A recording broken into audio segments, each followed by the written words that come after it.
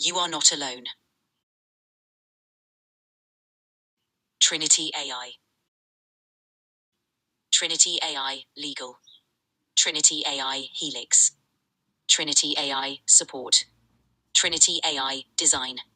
Courtesy of White Rabbit Studios.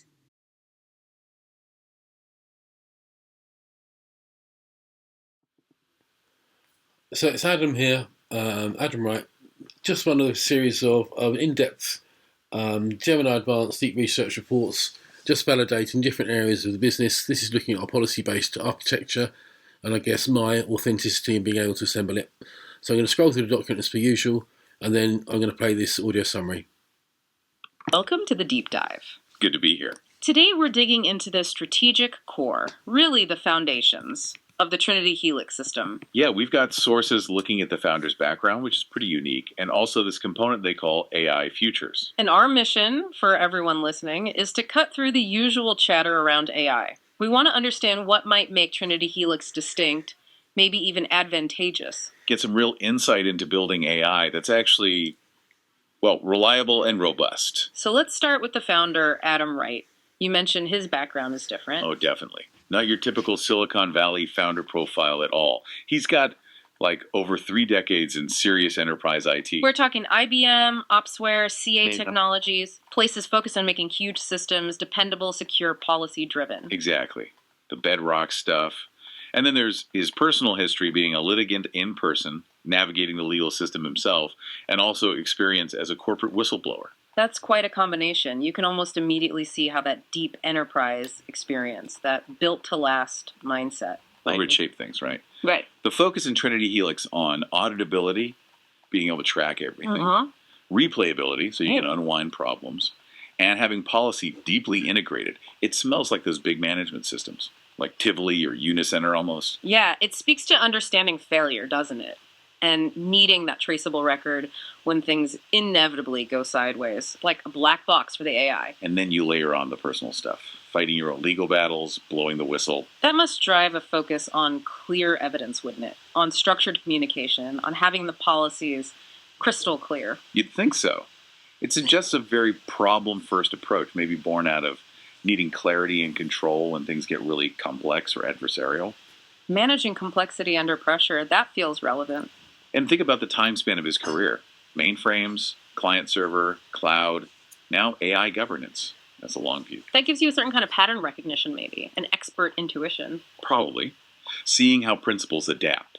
Like maybe seeing parallels between old-school policy engines from the 2000s and what's needed for AI governance now. Avoiding past mistakes. Interesting. Okay, so that's the background influence. What about this AI futures component? You said it's not a creative AI. Right, that's key. It's not dreaming up content. Think of it more as an internal governance mechanism. Governance. How so? Its main job seems to be strategic planning, running simulations internally, and critically, validating that plans align with Trinity HELIX's own established policies. So it's like a simulation and forecast engine, but strictly governed by their internal rules. Precisely. Yeah. It operates within their policy framework. So what does it actually output then? What does it produce? No, structured stuff. It seems to define core frameworks for them, like this Framework 10, which apparently is AI Futures itself. Their strategic planning approach. Okay. It generates reports, basically checking if work aligns with policy. It produces strategic summaries, like internal verdicts on plans, and it seems to output validated next steps. Like, okay, strategy confirmed, now go draft this specific document. Like a directive. Yeah, exactly like that. An internal directive, based on its validation against their plans and policies. Things like their business plan or monetization strategy. Got it. But then, how do they make sure AI Futures itself is, legitimate? How is it governed? Good question. Governing the governor. It looks like its authority comes from their own internal rule sets, explicitly tied to policies like CP210, CP211, CP212. So specific rules control how it operates. Right. It's designated as Framework 10. We see these validation tags, maybe signifying human checks or specific project links. And crucially, traceability seems built in. Traceability back to what? Back to core documents, like their handbook and something called the policy kernel. Sounds like their central rule book. It's meant to be a kind of automated compliance check at the strategic level. A programmatic governance engine, checking the system's own strategy against its rules. Okay. It's operating at a meta level, really. So how does this very structured, rule-bound AI futures interact with the creative side? They have White Rabbit Studios, right? That sounds more exploratory. Yeah, and that's the interesting dynamic. AI futures essentially sets the guardrails. It defines the strategic direction, the policy constraints from those CP rules, the overall architecture, including Framework 10. It defines the validated space, so to speak. That's a good way to put it. It doesn't do the creative work, but it defines the playground. Which allows for, what, governed creativity. Is that the idea? I think so. AI futures might provide a validated starting point, like this narrative capsule concept mentioned. Then the creative teams can explore within those bounds. So they know they're aligned from the get-go, they can push boundaries, maybe find side doors, as the material suggests, but always with that core policy framework in mind. Exactly. It's about enabling innovation while ensuring it respects the fundamental strategy and rules. There's likely a tension there, a balance to be struck. Okay, let's try and wrap this up. Key takeaways.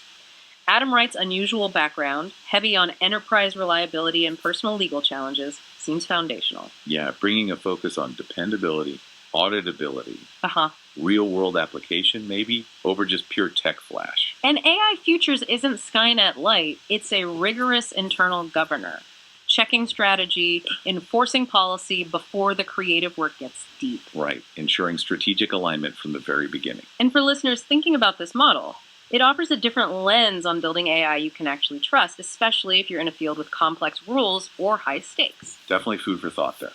So the final thought we'll leave folks with: what happens when you embed this kind of strong programmatic governance deep inside an AI system's design right from day one? What possibilities might that open up, and what limitations might it create down the road? Interesting question for the future of AI development. You are not alone.